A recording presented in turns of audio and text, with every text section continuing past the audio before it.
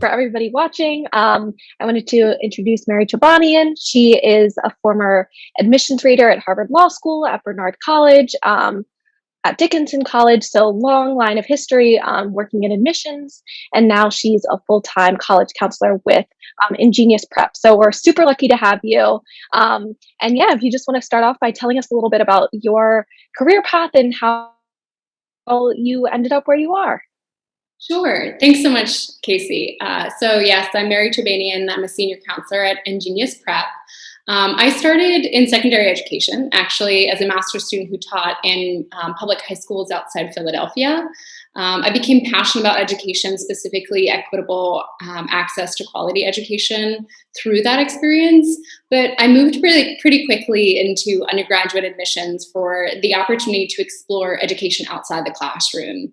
I was involved in education policy, strategic planning, and enrollment management, admissions volunteer programs and event coordination, transfer admissions, partnerships with nonprofits, community-based organizations, and actually community colleges as well, programs in support of college access for minoritized and underprivileged students, for example, Native American students, documented and undocumented students. I also worked a lot with international students. So as Casey mentioned, I worked previously at Dickinson College and with Barnard College and actually UC San Diego as well. The opportunity to work at Harvard Law School, or HLS, resulted from my enrollment in a graduate program at Harvard Graduate School of Education. So I was an intern at HLS who not only reviewed applications, and hundreds of them, but I also had the ability to interview candidates, attend meetings, and support on-campus programs during my time. I also maintain my relationships with the HLS JD admissions staff to this day. So that's a nice plus. But after my experience with secondary education and undergraduate admissions, law school admissions, alumni relations and fundraising, learning experience design, graduate level educational research. So I've been all over education. I actually elected to transfer permanently to the other side of the desk, where the relationships with students for me felt more fulfilling, since they're authentic and driven by student passion and perseverance, and aligning with InGenius Prep's mission. I work to support student access and success by empowering students. And that's college, high school students, actually middle school students, high school students, and postgraduates preparing for graduate school, including law school. And so I thankfully no longer play gatekeeper at a selective institution and instead open doors for students. Yeah, that's incredible. Thank you so much for sharing that. Sure. And it's really cool to hear about your history with education policy. I studied public policy in college, so super policy wonk. So that's really cool to hear that we have that shared background. And if we had another hour, I'd want to ask you all about those questions as well. But I guess I'll stick to the law school thing for this time around. Yeah, so just I kind of like to start these off with a somewhat fun question. So if you had to pick a few words or perhaps a phrase to describe your admissions philosophy, either when you were a reader or now as, like you said, you're opening doors for students, what would that be? Sure. Certainly as an admissions officer, one thing I want to highlight is holistic review. I'm not sure, and I feel pretty comfortable to say that a lot of pre-law students are familiar with hearing that, particularly because it's something that's popular amongst colleges, but is also utilized in graduate school admissions, including law admissions. So holistic review is, again, this idea that an application is read cover to cover multiple times.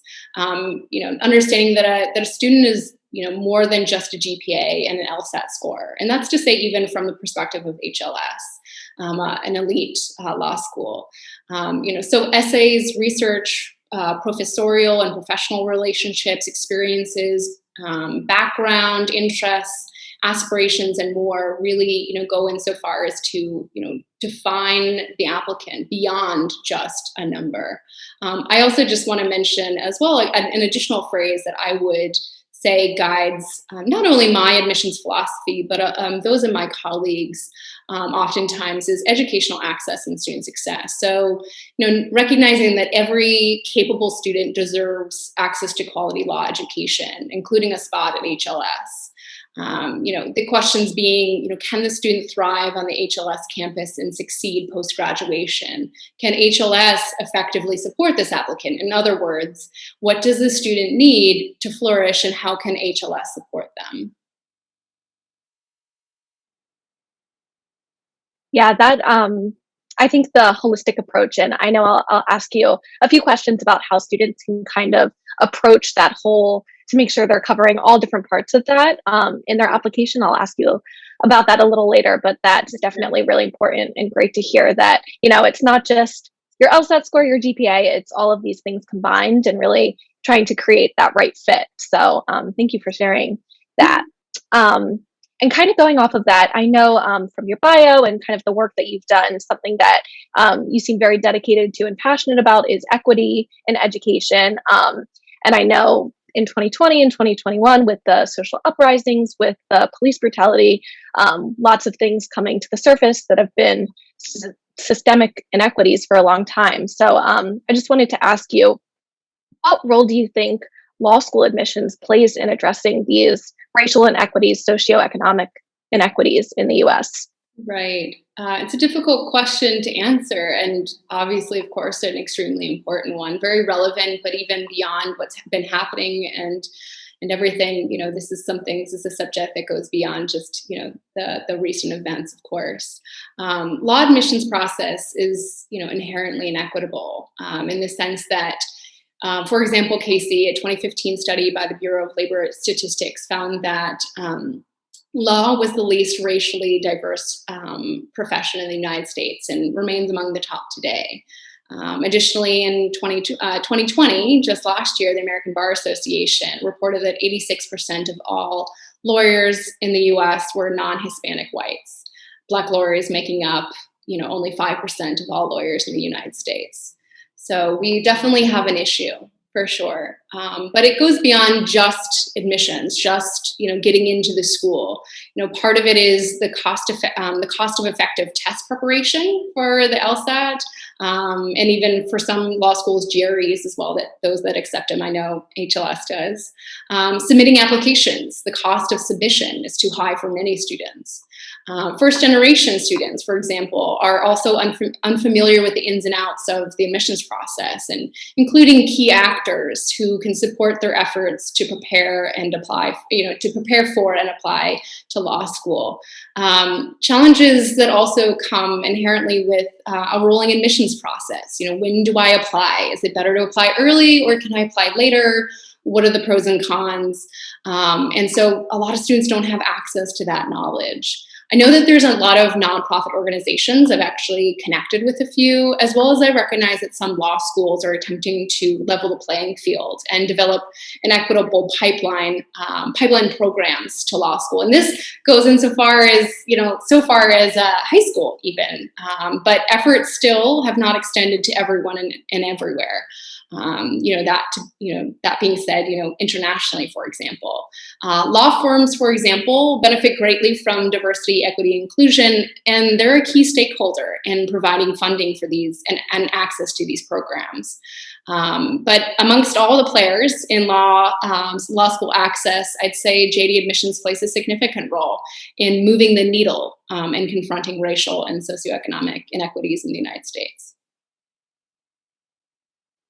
Yeah, thank you for bringing up that research. And like you said, this is such a systemic problem and something that law school admissions, I think, is a part of. And now going through the process myself, like I'm realizing, like you said, like how many different things that, it's not just, oh, you take the LSAT, connecting with people and filling out the applications and all of those questions that you said. So I definitely agree, like there needs to be solutions and innovations and changes. But thank you for going into that. And then kind of going on, the next few questions I'll be asking you, I just wanted to talk about your work experience, specifically at Harvard Law School and beyond that. And so just kind of to get into it a little bit, what is the general process? I know you touched a little bit that it's not just one person reading an application, but what does it actually look like after you send your application into a law school? Sure, sure. And I've actually, kept up to date, as I mentioned earlier, kept in touch and kept up to date with at least the HLS admissions process or the review process, because I've kept in touch with some of the senior staff in their office. So I know that this is not outdated, if you will. But for example, Harvard Law School's JD admissions team takes a very traditional approach to reviewing applications. Review takes quite a long time since applications are read holistically, as I mentioned previously, but they're read cover to cover multiple times. Each application submitted to HLS is reviewed at least twice before a decision is confirmed. And admissions officers will often conduct first reads of applications, recommend decisions, and then send them along to admissions officers conducting second reads. From there, additional reviews may take place as needed. In the case that questions are brought up or flags are made, etc. But following second reads, the interview selection committee, so admissions officers, a committee of admissions officers will review applications recommended for admission and extend invitations to applicants for interviews. So there are some schools that offer interviews to everyone. There are some that don't offer interviews, but only to a select group or might be random. In this case, HLS has a very systematic approach and methodical approach to their interview process. So that's saying on this side of the desk, when I have a student who's applied to HLS who gets an interview invitation, I can let them know that that's a really great opportunity for them. If interviews are successful, then Harvard Law School faculty will actually step in and review the selection of applications and offer their feedback to the final group or on the final group of applications recommended for admission. Finally, the admissions committee comes together and they review as a full committee. Each application is presented and discussions ensue. And I know that HLS also has different decision release days. So it is kind of an ongoing rolling process, but that's the general approach that they take. Additionally, it's very thorough. The application review process is very intensive and it involves a lot of different players, not just inside the admissions office, but certainly outside as well. And there are plenty of checks and balances in the process as well to ensure that no mistakes are made. Yeah, thank you for explaining that process. I think, a lot of people, I've heard a lot of things about, what are the timelines of these things? Should I be worried? Or it often seems like you submit your application and then it goes into a black box. So just like understanding that process a little more, I'm sure will be really helpful for a lot of prospective students. And then kind of going off of that, I'm curious to know, when you were reading applications or even now, what have been some applications that really stood out to you? Or more generally, what makes an application stand out to you? Sure. Responding to the latter part of that question, kind of the broad aspects, I can provide some little examples of some outstanding applications. But I think taking that step back is really important too. I don't want students comparing themselves to previous applicants. Also, because the examples I chose also, not all of them were admitted, not all of them enrolled, etc. But one piece being authenticity. That's really important. So this strong sense of self and understanding of, an applicant's strong sense of self and an understanding of who they are is really, really important. That they're pursuing activities and opportunities that connect closely to their passions and their values. Most applicants that actually really stood out to me were not law fanatics. They weren't kind of sitting amongst the dusty tomes, studying law all of their life. There was one who really fascinated me, who actually has a background in theology and had previously attended divinity school. So their kind of philosophical perspective in their personal statement really, drew me in, and I was intellectually really engaged in their writing. Another was an international applicant who actually had served in their country's military. out of obligation. And they wrote about how, their experience completely changed their perspective on domestic social issues. So that was really, fascinating as well, especially because, being a domestic reader, being someone from the United States, it was really fascinating to read through a very different foreign lens. Another was someone with a multilinguistic background who had been involved in grassroots social movements in the Middle East. So it was more like by happenstance, they had found themselves taking advantage of different opportunities that came along, and they even surprised themselves, kind of realizing, wow, I realize I need to get a law degree in order to pursue what I want to pursue, but it wasn't always something that I, had thought I needed. Another aspect I would highlight is, that element of passion. I think I've kind of highlighted it already, but to emphasize it, I'd say, being able to identify a cause, a topic, an academic subject, an activity, something that that the applicant, that they are enamored with and has driven them to pursue a law degree. Recognizing it's not so much, the law degree, the JD is their kind of end goal, but rather I need this law degree to change the world. I need to do this. I need to get this so that I can do what I want and pursue what I love. That level of passion is very evident in some awesome, outstanding applications. I also want to highlight, of course, critical thinkers, problem solvers. These are critical analysts, people who, the outstanding applicants, kind of being able to creatively and innovatively think and, strategically evaluate different circumstances. They're well-read with good research skills. I can certainly tell you that HLS really looks for those types of skills. But in addition, those types of applications that actually force me to think, almost to slow down in my reading, make me think twice about the applicant. Lastly, I'll mention kind of just a basic but important logistical piece, which is, applications that really stand out to me also have a clear connection to why law. Just admissions officers were sitting there thinking the entire time, why, okay, this student is awesome, the student is incredible, they're extraordinary, but why law? These standout applicants can answer this question succinctly, effectively, and with a clear motivation to use their degree to improve society. Yeah, thank you for all of those different examples. I know I want to read some of those stories too. They sound like incredible and really Yeah. inspiring.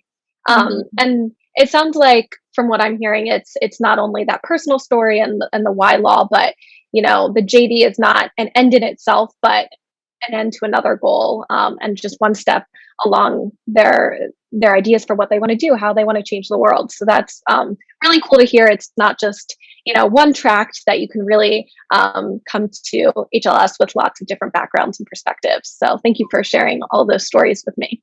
Mm-hmm. Great. So you've kind of answered this one, but so when reading applications, actually, yeah, since we have a limited amount of time, I was going to ask you the specific qualities that Harvard Law School looks for when they're looking for applications. So I know you just kind of answered that to a large extent, but is there anything else you would want to add to that question? It's great. Yes, I kind of already answered it, but I would actually, thinking specifically, Casey, to HLS, and I think a lot of top law schools in general, two key characteristics or qualities that students should really be thinking about in preparation for law school and, while putting together those law applications is firstly a skill in self-reflection. So, again, that question of why law school now also is a question that comes up a lot. Like, why now? Why can't it be later? And so this really, it's that strong sense of self-awareness, that ability to reflect on your values, why you're doing what you're doing, why you love what you love, etc. So recognizing that each applicant has an authentic path toward law, and applicants have to demonstrate an ownership of that path. Not an embarrassment or a shyness or levels of uncertainty, but really being able to own their sense of self is really important. I'd also just, again, logistically like to share, and I think this is important to add, is, a demonstration of strong writing skills. That is definitely something that HLS highlights very much. They take seriously, the experience that students have had in doing any level of, writing or having written or are currently writing any theses or dissertations, academic research, whether in undergraduate or graduate school. That writing ability, certainly beyond, research and dissertations or theses, et cetera, big research papers, can go beyond and into, kind of a demonstration of transcript or the personal statement, the optional or supplemental essays, et cetera, testing can all reflect levels of strong writing skills. But it's really, really important. And letters of recommendation, having a professor, for example, be able to speak to your writing skills. Writing skills are important, that HLS is looking for them. It's important for a current law student. So recognizing that this student already comes well equipped to, achieve at that high level, to write academically at a high level is really important. So something that HLS will look for in an application.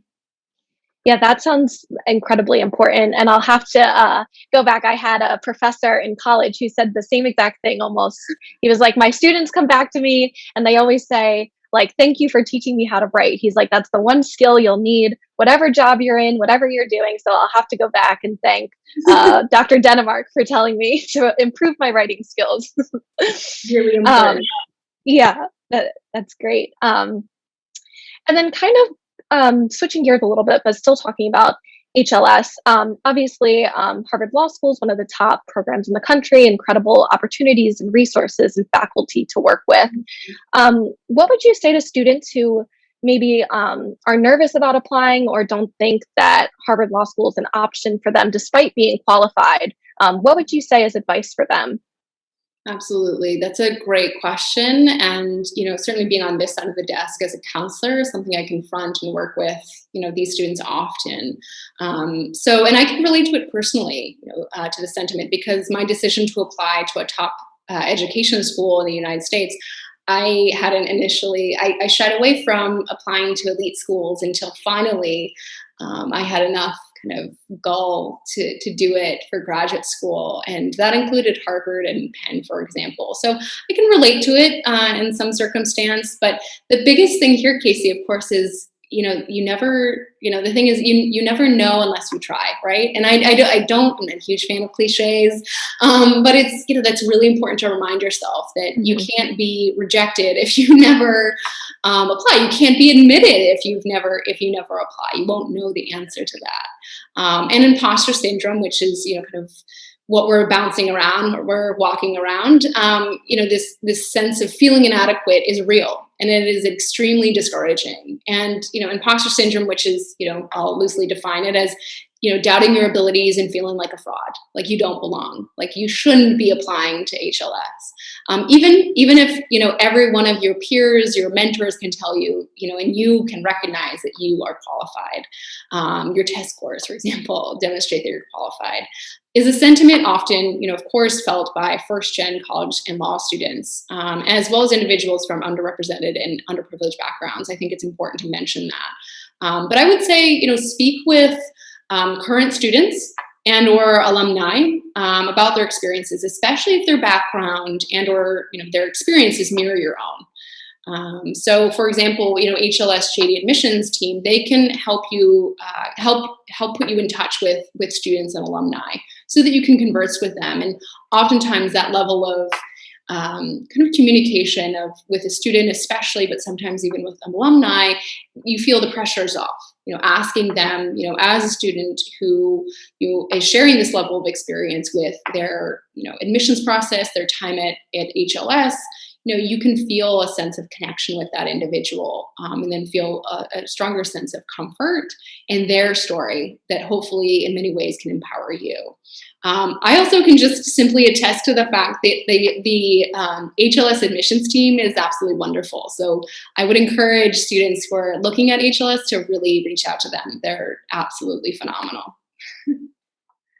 Yeah, I also agree with the sentiment. Like you can't get rejected, you can't get accepted unless you try. So I think that's a really We often forget that, but at the end of the day, it's very true. And kind of just a follow up from that, Mhm. do you have any advice for students as they approach maybe former students or current students, just on how to connect with them and how to learn from their experiences? Sure. I mean, part of it is the easiest approach is, recognizing whether or not the admissions office actually, or, again, this doesn't have to be specific to HLS, but whether the law admissions office already has student ambassadors or has alumni that they can recommend. That kind of that level of connection with the admissions office lets you know that this is going to be an alum or a student that feels comfortable sharing their story, feels comfortable having a conversation with a prospective student, will give you the time, for example. Sometimes it can feel a little uncomfortable if you blindly are connecting with an HLS or a law alumni or a law student because they might be super busy. They might not want to share their story. They might not be able to share their story in some cases. They might not be comfortable sharing it. But in the case that there is a connection with the admissions office, or that the admissions office can recommend someone, or again, it might be a friend or even a friend of a friend. I've had that case, working on as a counselor, where I've had students reach out, friend of a friend or parent of a friend, kind of connection. Mhm, Those types of, kind of informal mhm. relationships can make the anxiety and the stress that can come with, oh gosh, this is someone who is in this law school that I want to go to. Are they going to report back to admissions? Is this going to go on my file, etc. Making sure that you can have a genuine and authentic conversation with a current student or an alum, and doing that through, for example, through admissions can be good, as well as any sort of informal connections can be comforting as well. Yeah. Yeah, thank you for sharing your own personal experiences, Mary. I appreciate that as well with your own educational journey. And I think I really seen that too, putting kind of a face to the process. It's not just like we said, like you're not just sending your application off and it's not being read by computers or anything. Like these are real people at the other line. And they have their own stories and experiences too. So I think that's really great advice. So thank you for sharing that. Um, and then one other question before we kind of move on to some general law school admissions questions is what advice would you give to students who may not have gone to a top undergraduate program or may have maybe some unconventional experiences or may for example had to work and didn't have the opportunity to do internships? What would you say to those students as they apply to top law programs? Right. And of course, keeping in mind, Casey, in response to this question, that this is coming from my HLS background. So I can't speak to every and any, other type of top law school, but I feel comfortable sharing that there's a significant number of HLS applicants and, therefore admitted students who did not graduate from top undergraduate programs, and countless applicants and admitted students have very unconventional experiences. I think, one thing I recognize working with HLS admissions is they really love a student's authentic story. So being upfront and honest about, your path, and again, owning that path to the law degree is honestly could be your greatest asset.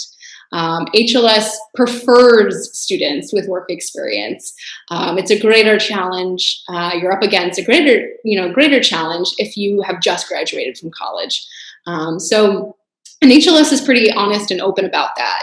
They prefer students that have some work experience, and that is students who've taken time off, after college to pursue their passion through work, through employment, through research, through military experience, through volunteer work, etc., and so forth. It's really about individuals who are pursuing these passions, and demonstrating that they have experience in these real world issues, these passions that they have, etc.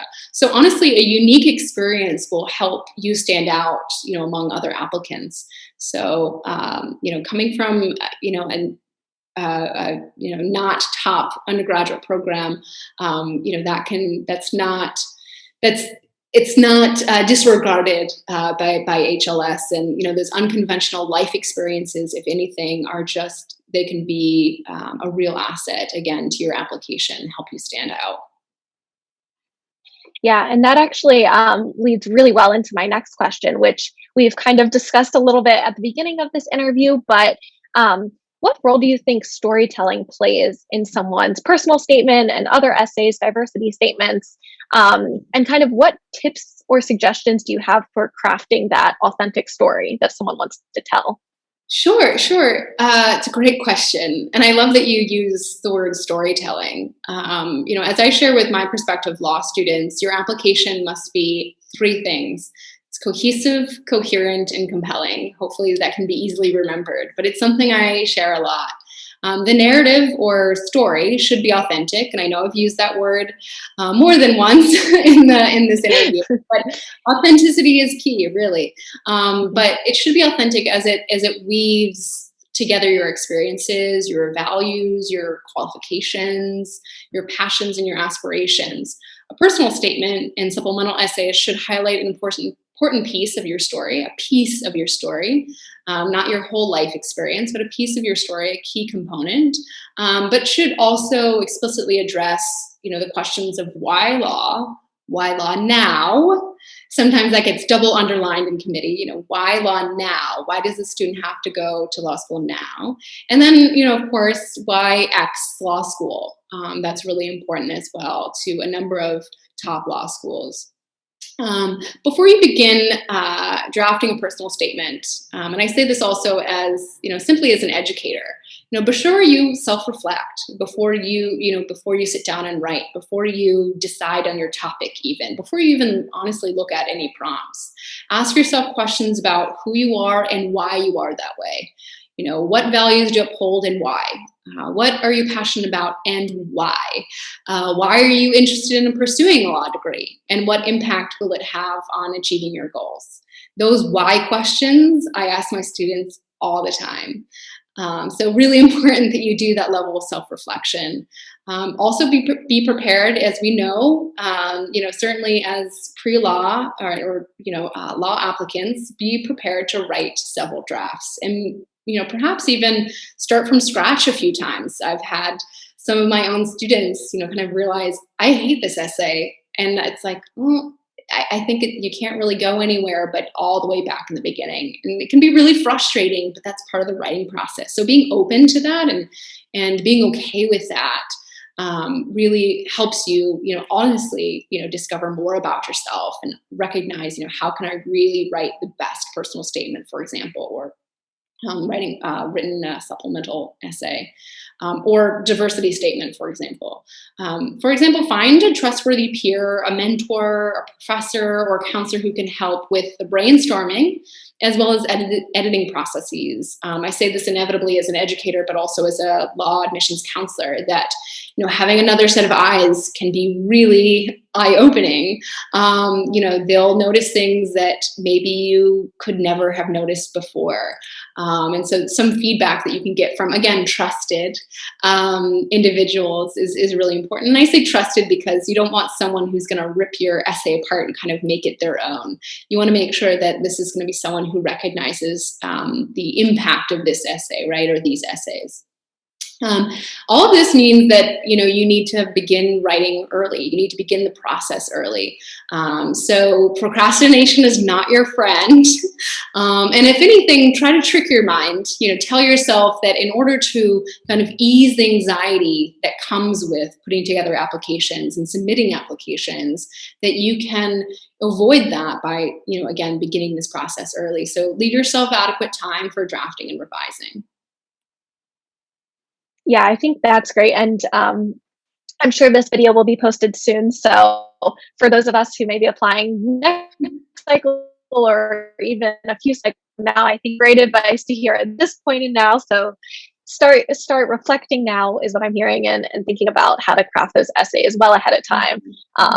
That is absolutely great advice. And you've also talked about this kind of the cohesiveness of an application, since there's so many different parts.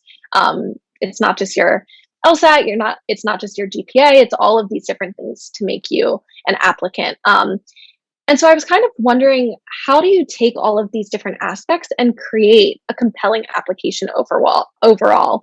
I know some students may, like you said, try to put everything in a personal statement or think that they have to. So how do you kind of take all those different aspects and make a compelling story?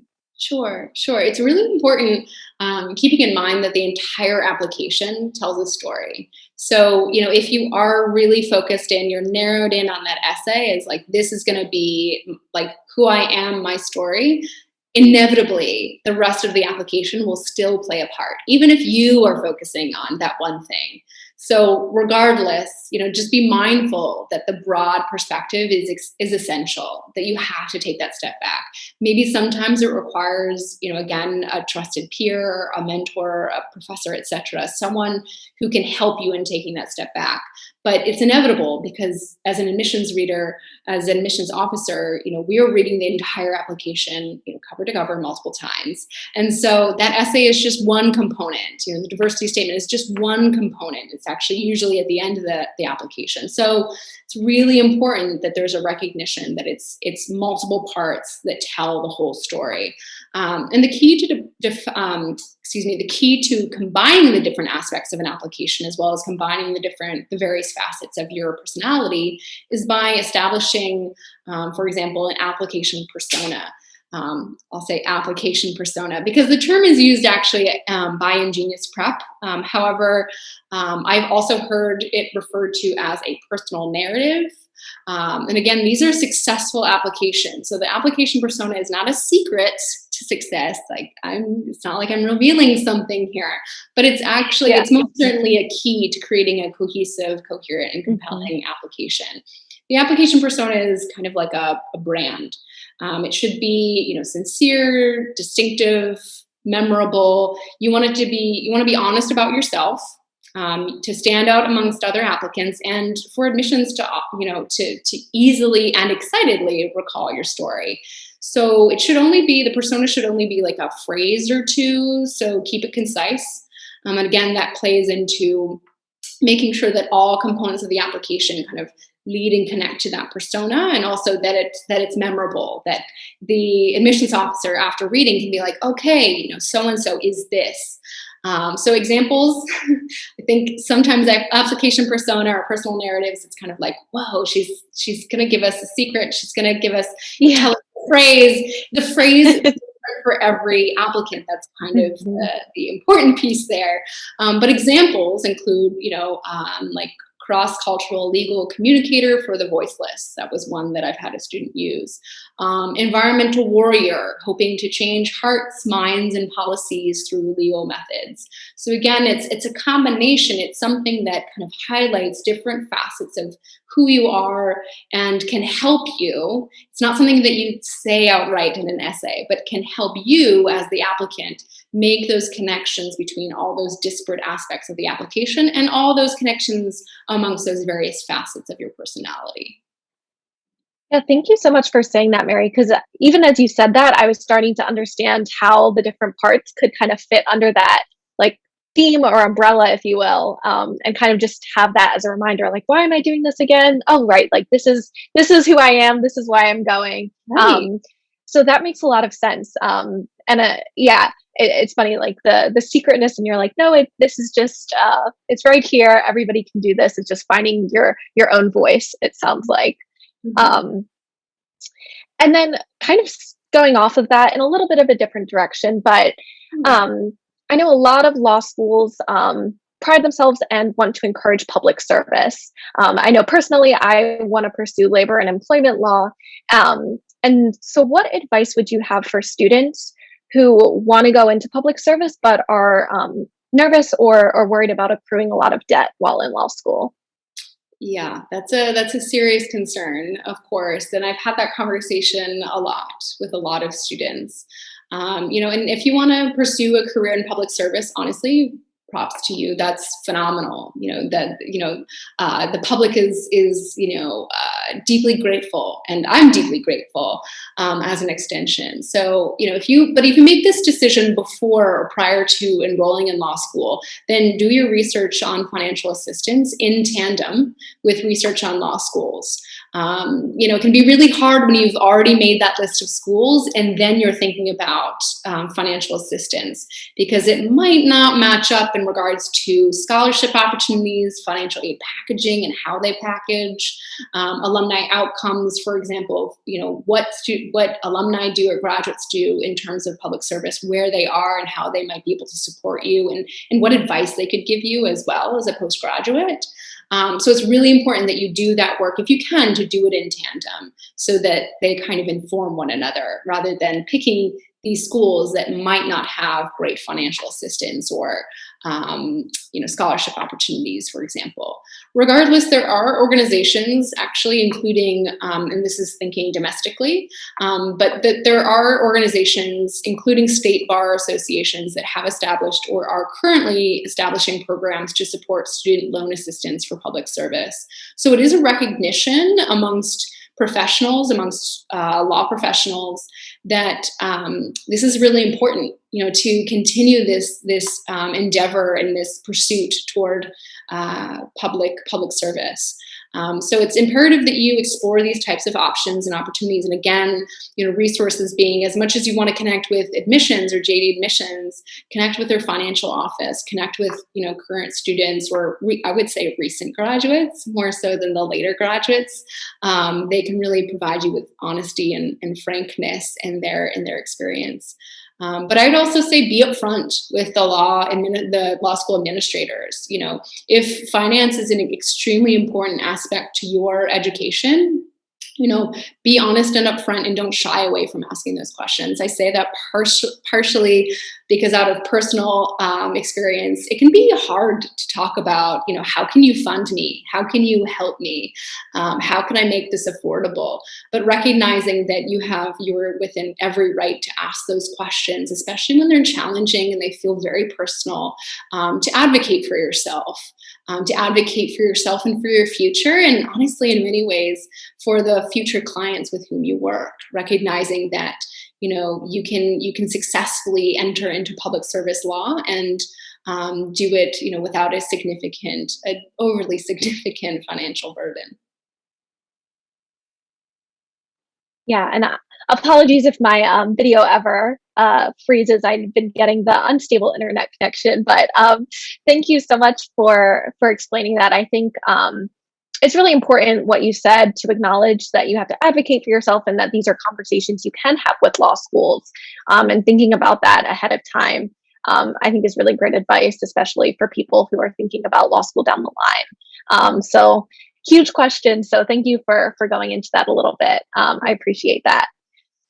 And then we've been talking a lot about, the great parts of an application, what applications have stood out to you. Kind of on the flip side of that, what are some red flags that you've seen?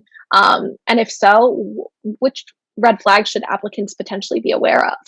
Sure. So this one might sound a little obvious, but it's really important, especially, and again, from my own personal experience of counseling law students, but also being even on admissions, on the admission side, is just to watch your mistakes. So be sure to edit your essays and review your application. And I really say, really watch your application. I don't know, I can't tell you how many times I've seen misspellings. And for certain, you don't know who's going to be reading your application. For certain people, it can be like, whoa, what's wrong with this? They keep misspelling this word, or, they totally didn't review their application because this is a misspelling or a mistake here. So just make sure that you're doing that review. It might mean, if you've been looking at that application, those essays for ages, you might need someone to just look it over briefly to catch any of those types of mistakes. But this also includes mistyping a law school's name or referring to another school in your application. I can say that I saw it more often in undergraduate applications, but I've seen it in law applications, and it can be really, though it's no secret that you might be applying, if you're applying to HLS, you might be applying to Stanford and Yale, etc. but we've got our rivalries, and we want to know that you're committed to HLS. So seeing those names, it can be a little bit of a turnoff. Nothing too serious. I would say more seriously is something like inauthenticity. I know I've been emphasizing that word, but I want to double underline it here, highlight it. Just to share, because admissions officers are clever and are generally experts in judging people's characters and capabilities. So if you write about pursuing a career in civil liberties law, for example, but have a resume that reflects experience exclusively in the corporate sector, the admissions committee, they might think that you're trying to tell them what they want to hear. But maybe, this is you're trying to be honest. You really do want to, pursue civil liberties law. So if that's the case, make sure that, in the case that you have limited experience in it, be sure to address it honestly. Be upfront about it, but address it honestly in your essay and or an addendum. And a recommender can even, speak to such a change of heart. But it's really important to be upfront about those things. The other is, honestly, and I've seen this a few times, is making excuses. So, or not addressing what is a pretty obvious gap. Or issue on an application. For example, if there's a noticeable drop in your academic performance, you have a gap in your education, whatever the situation might be, just be forthright. Unexpected things happen in our lives, many of which, are often outside of our control. So therefore, it's important that you address those gaps or concerns honestly in your application. If you think, oh, maybe they're not going to notice that, truth is we're going to notice it. And also, admissions officers are human. As you mentioned earlier, Casey, it's not a robot. It's not a computer reading these applications. Seriously, they're humans. So we also, can empathize with a lot of those challenges, and we're familiar with them as well. So. Yeah, absolutely. And I think what you said about addressing kind of the differences between what your resume says and your future applications, that's actually a question that I had that you addressed, which is, it seems to be just acknowledge that, maybe have someone else back that up with what your plans are for the future. So I think that's a really good piece of advice for someone to have. So thank you for sharing that, Mary. Absolutely. Great. So just to switch gears a little bit, to talk about this year's cycle and then potentially looking forward to next year's cycle for admissions. So I think a lot of people know that this year's cycle, there was a huge uptake in the volume of applications for law schools across the country. So I'm not sure what that's going to look like next year, but what advice would you have for students who are facing a more competitive landscape, either this year or for next year potentially? Sure.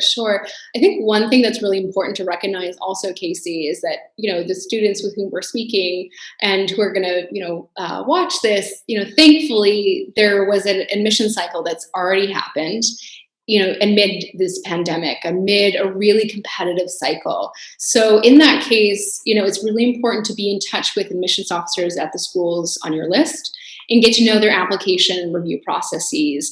Especially during this complicated period, because they may have adopted new policies or have taken different or new perspectives that can help you put your best foot forward.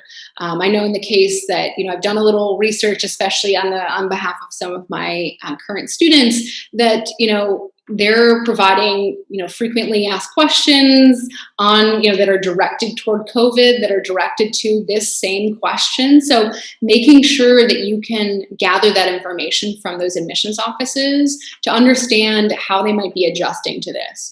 Even understanding what the taking a look at some of the data of their admissions cycle last year and seeing kind of how competitive in the raw numbers, how competitive it really was. And maybe in many ways that could help inform some of the questions, in the conversations that you have with admissions officers at those schools. But it's really important to address those issues. And some of those, as you might know, that some of those, they can help address some of those questions that might be, I have some pass-fail grades on my transcript. What does that mean? How is it going to be reviewed?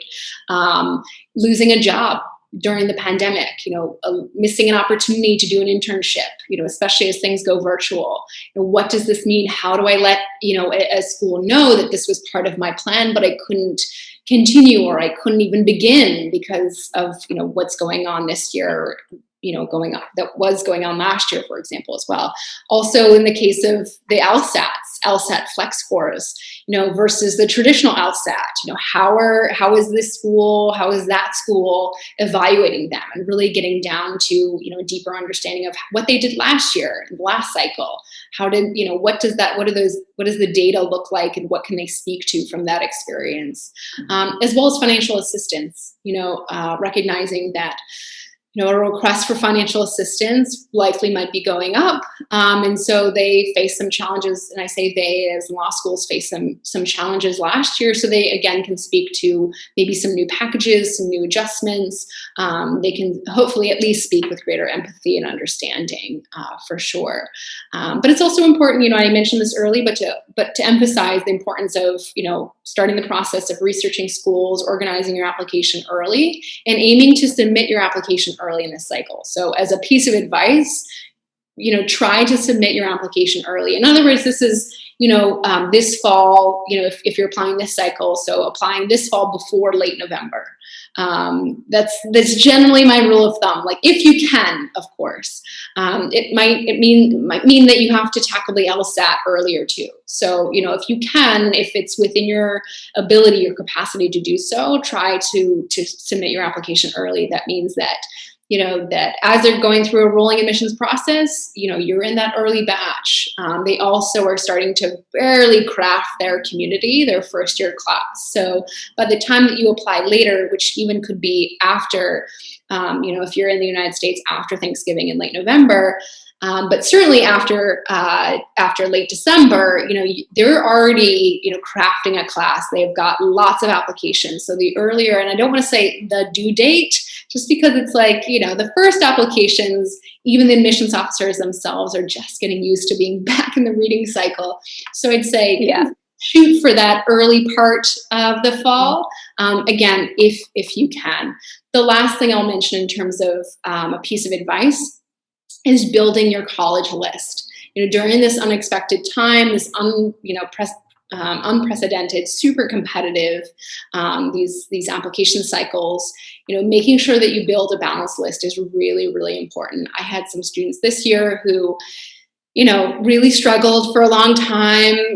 But thankfully I do have, most all of my students got into schools that they wanted to, which is like a deep lesson. But there were moments that were definitely like, I was on the edge of my seat. I was like, oh my gosh, okay. Yeah. But in the end, it's like, we don't even know where that decision came from, and we're just like, let's not ask. Let's just say yes. Like, we don't want to just celebrate. How this happened, but let's just celebrate. Obviously they were qualified, but in terms of the competitive numbers, it can be really challenging and really anxiety ridden. So making sure that your list has, certainly, of course, those reach schools that you love, but also those target schools, as well as safety or what can be considered likely admits. So making sure that you have options and that you like all of them. It's one thing to build a balanced list and to hate all of your safety or likely schools. So really make sure, again, that you're building that list thoughtfully, that you're researching the schools and finding reason to love each one. It's really important. Absolutely. Yeah. And I feel like a key word that I'm hearing through you answering this question is flexibility with this cycle. So would you recommend, or how do you feel about students potentially pushing off a year for law school, or what do you think about students applying for an additional cycle or anything like that? What would you say to students? So taking off this year, having never applied previously, I would say totally fine. I'd say, just make sure, in that case of taking that year off and not applying, make sure that you make that year rich and full. That's a phrase that I used a lot in admissions, but it's just the general concept of making sure that it's a really enjoyable year. But at the same time, it is full of wonderful experiences and opportunities for you to continue that level of exploration, of achievement, of gaining some qualifications, important skills that can really speak to not only your self-reflection and understanding of yourself and the reason to pursue a law degree, a JD, but in addition to demonstrate, that you are a competitive applicant. So that's what I would recommend for a student who's thinking, I'm not gonna apply this year. Absolutely. Yeah. Thank you for sharing that, Mary. Mhm. And then kind of one last fun question before we kind of wrap up. I love reading. I always love asking people about book recommendations and getting book recommendations. So, in general, do you have any book recommendations for prospective law students or people that are interested in pursuing a career in law? Yeah, for sure. So actually, there are a lot of I know that HLS has book recommendations because that was something that we talked about, and then I heard Mhm. admissions officers even speaking with prospective students about, yeah, we have a recommended book list, etc. And I'm sure a lot of schools have that as well. So I would. And like you, Casey, I'm also an avid reader. So, but I'm a little bit more of a fiction reader. So I have kind of practical books that I can recommend, but also, Mhm. if you're a fiction reader, there are some really, really, and more than I will share, really, really incredible fiction books that can be eye-opening for, future lawyers as well. So I know one that has been really valuable to at least one of my students, one of my pre-law students, is Letters to a Young Lawyer by Alan Dershowitz. Mm. I think that's passed around pretty often. Also, 24 Hours with 24 Lawyers. That's a different kind of approach to a book. So it's more about interviews and anecdotal evidence of kind of with a law experience. That's by Jasper Kim. What can you do with a law degree? The idea that it's not just about, okay, I'm going to get a JD and go be a lawyer at a firm. That's what I have to do if I become a lawyer, but really being able to Mhm. think creatively. What can you do with a law degree? You can do so many things. So I think in many ways, this book, for example, can kind of stretch that initial conception of what a law degree can do. And I think in many ways also can help you recognize, oh, in my personal statement, in my desire to pursue a law degree, I can speak to the importance that it plays in, my love for human rights and my desire to return to, East Asia, to, engage in, grassroots nonprofit work, for example. So it starts to, that book, for example, is really great for students who are not quite sure, for individuals who are not quite sure what they want to do with a law degree, or they might Mhm. have some ideas, but maybe want to stretch themselves and think creatively. Um, the fiction books that I Yes, love. we love fiction too. Yeah, Yeah. the one that I like, I've read personally, but also has been passed around, I think, amongst a number of actually some even of my high school students who Oh are not wow. even in college yet, who are already set and getting a law degree.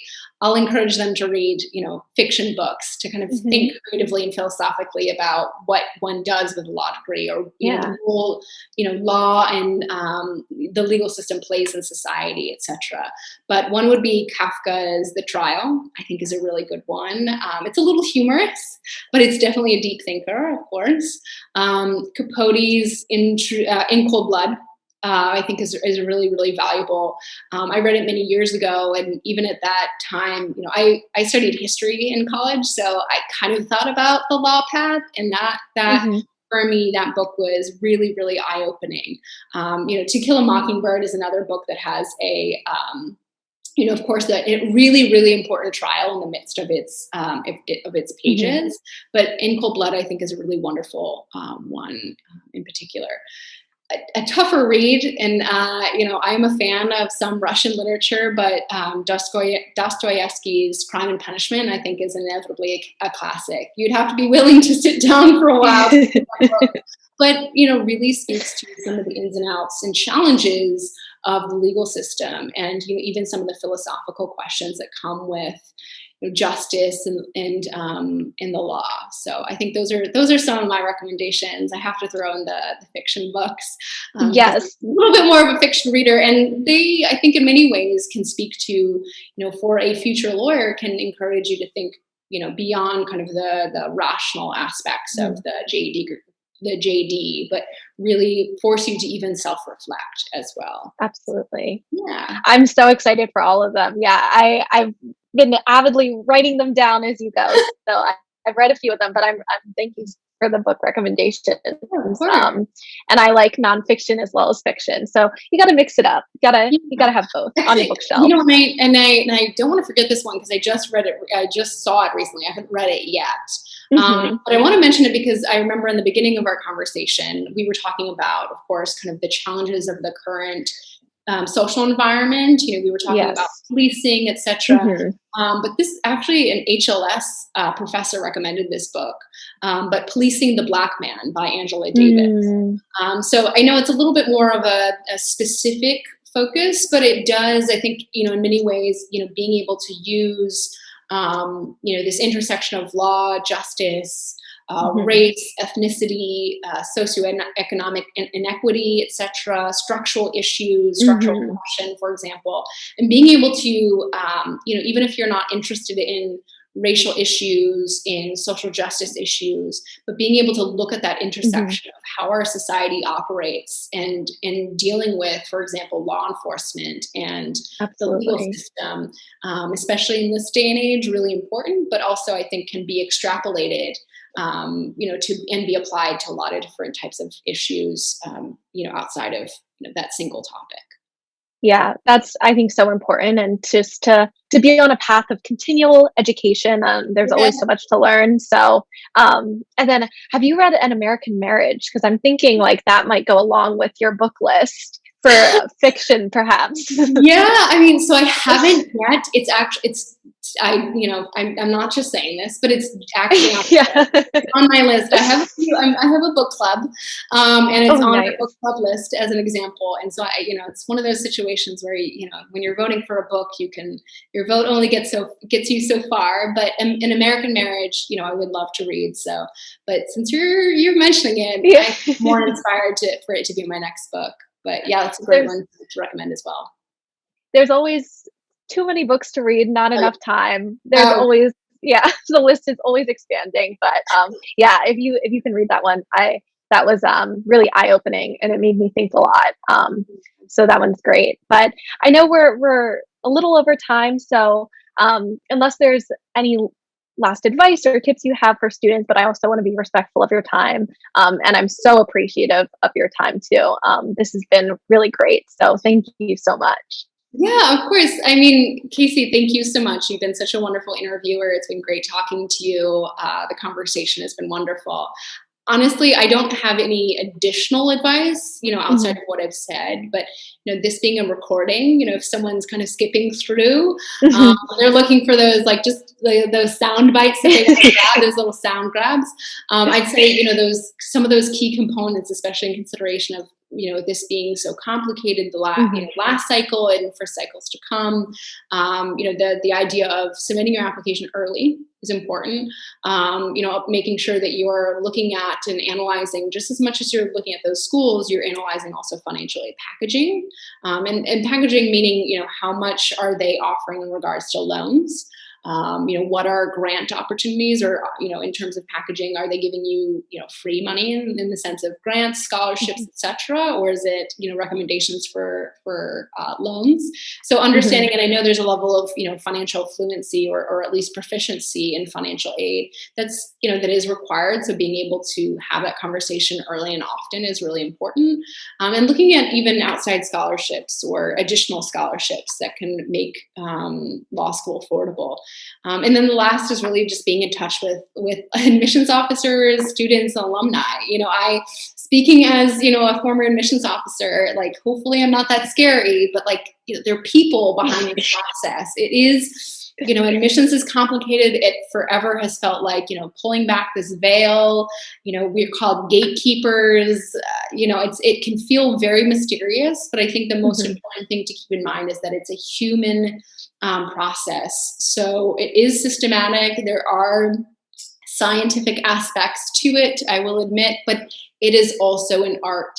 So, being able to have that conversation with admissions officers, meaning that they're going to be the ones reading your application. They're not only experts in this, but they're going to be, on that other side of the desk, on that other side of the ether. When you hit the submit button, it comes to them. So making sure that you feel, empowered enough to have those conversations with them and to be in touch with students and alumni can be really informative and really helpful. Those are all fantastic tips. I know I've learned so much from this conversation. I'm sure so many people have learned a lot as they watch this at home later on. So, again, thank you so much, Mary. It's been a true pleasure. And I hope that you have a great night because I think it's a little later there. Yeah, it's 10 o'clock here, but Oh my gosh. no matter, no issue. Yes, thank you so much, Casey. It was such a pleasure speaking with you, and I wish you the best in your, in your future, in your process. But of course, to any and every student listening who has access, I wish each one of you the best as well. So just believe in yourself. I think you got this.